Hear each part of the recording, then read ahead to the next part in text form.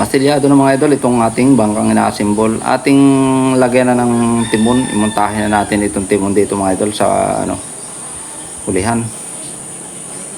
Yan, medyo maliit lang mga idol ang ihi ng timon ito. Di medyo lang. Parang maliit lang ng bangka naman itong mga idol. Yan. Ating butasin na itong ating pambutas na shafting. Yan.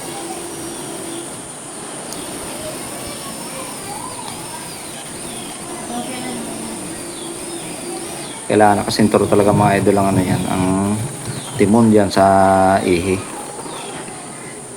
Kung mapapansin nyo mga idol, ito talagang tagilid ang tayo ng montahe, yung ihi.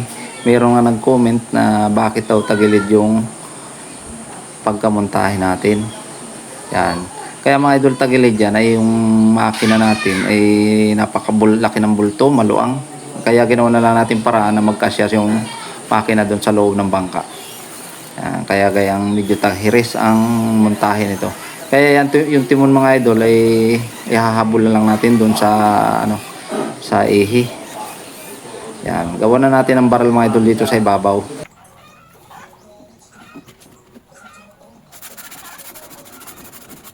Yan mga idol ang magpapatibay diyan yung ginagawa natin baral diyan sa ibabaw.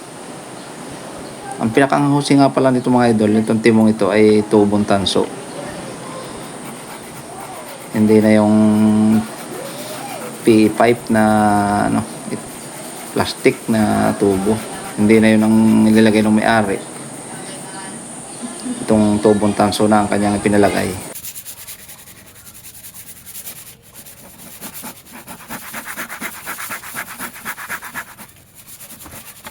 Yan, ating ikaltas mga idol at babaw natin yan doon sa daydayan. Yung ating baral na yan dyan sa ibabaw.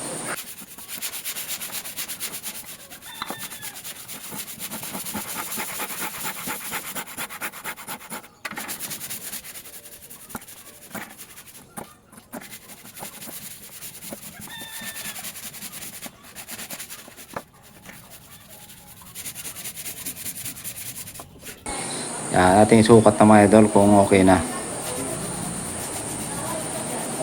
Yan, dito naman sa daydayan ating ikakaltas.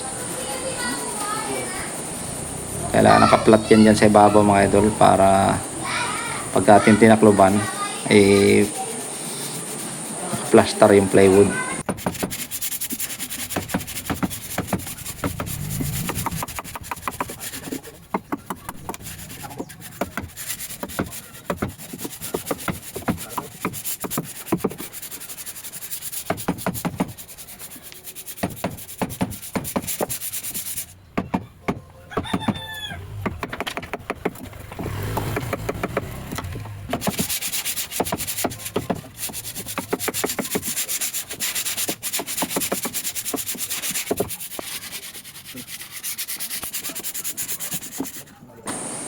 Nating ilagay ng mga idol, nakasigo na ito dito sa daydayan.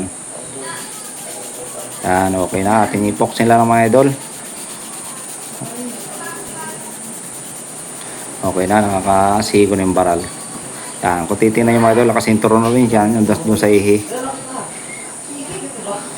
Ating pasawalan ng epoxy mga idol paglalagay nitong tubo.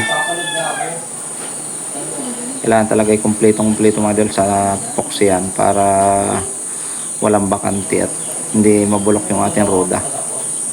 Yan din mga idol ang nagiging dahilan ng pagkabulok ng roda, yung kulang sa epoxy ang paglalagay ng tubo ng timon. Yan, ito namang baral ating epoxy na rin.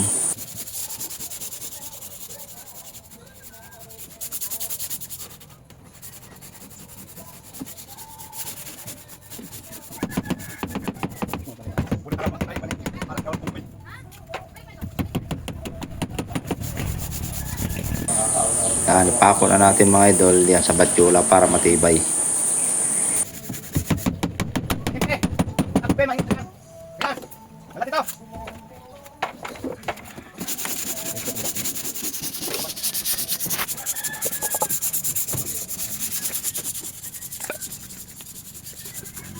Yan, okay na, naka epoxy na. Tapos na ating paglalagay ng timon.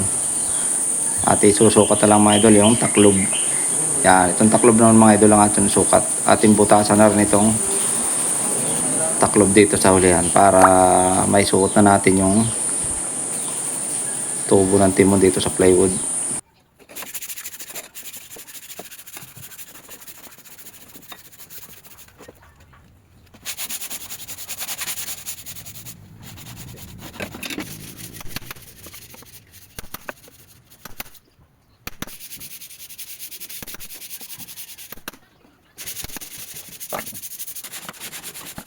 Yan, okay na mga idol, butasan natin. Ating isukat na mga idol itong top plywood na ating panaklob dito sa hulihan. Yan, hanggang dito lang mga idol. Maraming salamat sa panonood. Yan. Huwag po sana kalimutan mag-like. Pakitsira din po mga idol. Thank you so much po. God bless po sa atin lahat.